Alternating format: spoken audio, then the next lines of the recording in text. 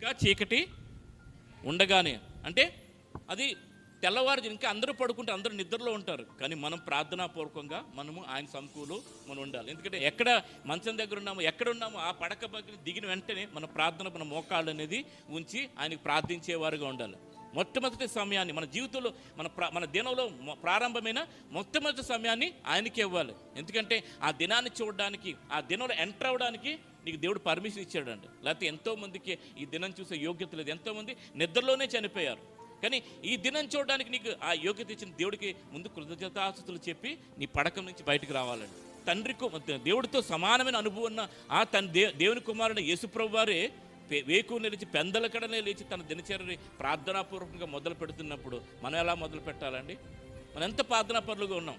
ఆ పెందలకడని ఎప్పుడైతే ఆ ఫ్రెష్ మైండ్ స్టార్ట్ అవుతుంది, ఆ ప్రార్థన అనేది కూడా చాలా ఉన్నతంగా ఉంటుందండి. మొత్తం డీప్ సైలెంట్ ఉంటుంది, అంత పిన్ డ్రాప్ సైలెంట్లో ఉంటుంది. ఎప్పుడైతే ఆ సమయంలో మనం పెదవిప్పి మనం హృదయపూర్వకంగా ప్రార్థిస్తామో ఖచ్చితంగా ఆ ప్రార్థన ఎంత యోగ్యం.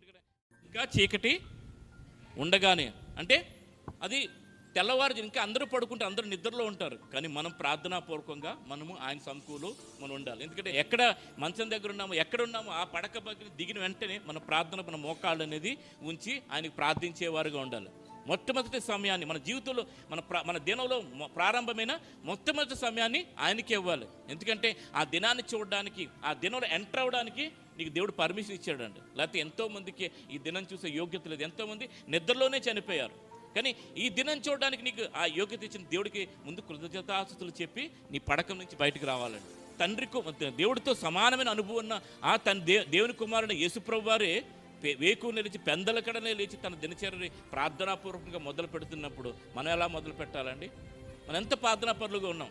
ఆ పెందలకడని ఎప్పుడైతే ఆ ఫ్రెష్ మైండ్ స్టార్ట్ అవుతుంది, ఆ ప్రార్థన అనేది కూడా చాలా ఉన్నతంగా ఉంటుందండి.